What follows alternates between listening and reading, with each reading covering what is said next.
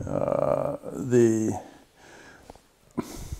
8 blocks, which we think of as from Main Street to Pearl Street, 4 on each side of the street, were pretty well contained so that the scale was right for the street at the time. And as you may have noticed, it was surrounded by churches. There's a proliferous number of churches, including the Unitarian Church, but the Presbyterian Church, Congregational churches, to them. And that sort of seemed to contain the commercial retail office environment of downtown, which was then Church Street and its immediate surrounds, a block away. And we were able to convince St. Paul's Cathedral, as they planned their rebuilding of the cathedral, to actually move it over to the corner of Battery Street and Pearl Street, into the corner of the urban renewal area, and sell their property, which connected to Church Street, to the then developer of Burlington Square, which allowed us, this is really kind of a dream of Bill's, to create a westward pedestrian-intensive connector to urban renewal so it wasn't isolated from Church Street.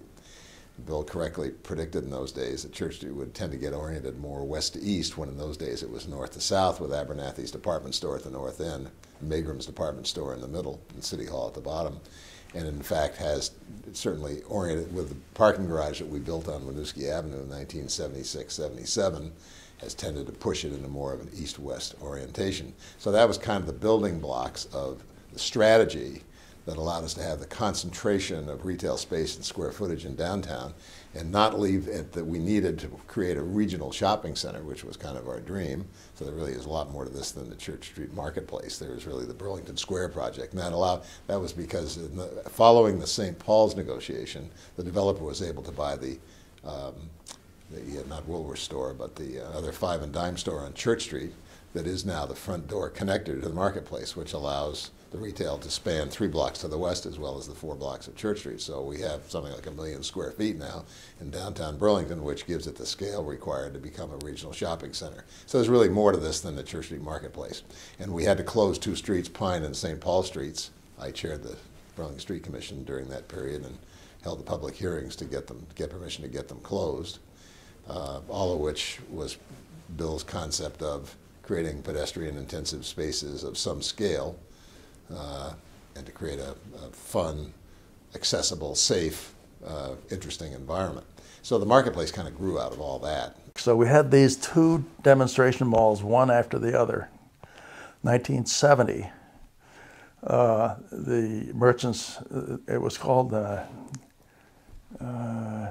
Merchants Bureau, conducted sidewalk sale once a year. Every year, where they just moved stuff out onto the sidewalks. They didn't close the street.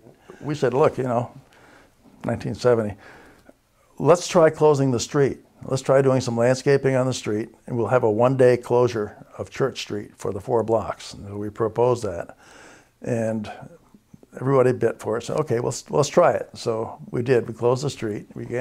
So we landscaped it for 1 day. It turned out to be a success. That was cool. And then a year later, Deanne Fago was the director of the Vermont Council on the Arts, or maybe it was the Arts and Crafts Division. It was one of those. But she said, she came to me because I had a portfolio. I was chairman of the Planning Commission. She said, Bill, we'd really like to have an arts or crafts fair in Burlington, such and such a date, summer '72. And do you think we could figure out a place like Battery Park to have it or something or other? And I said, yeah, no way. The place you want to have this is on Church Street. And right after she left, I went over and said, hey, Pat, what do you think about having an arts or crafts fair in Burlington? And he said, oh, yeah, on Church Street. So we were both right there. And we did it for a week.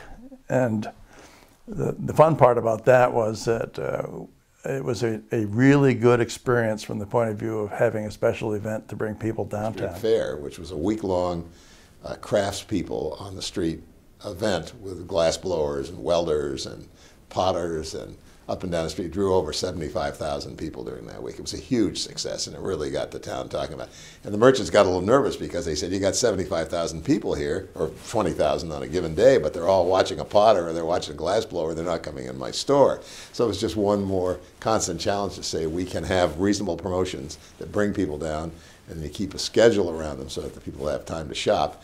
And I give all the credit in the world to the Nate Harrises and the Hecky Passacows and some of the old line Burlington merchants who finally said in 1978, we got to do this. This is the future.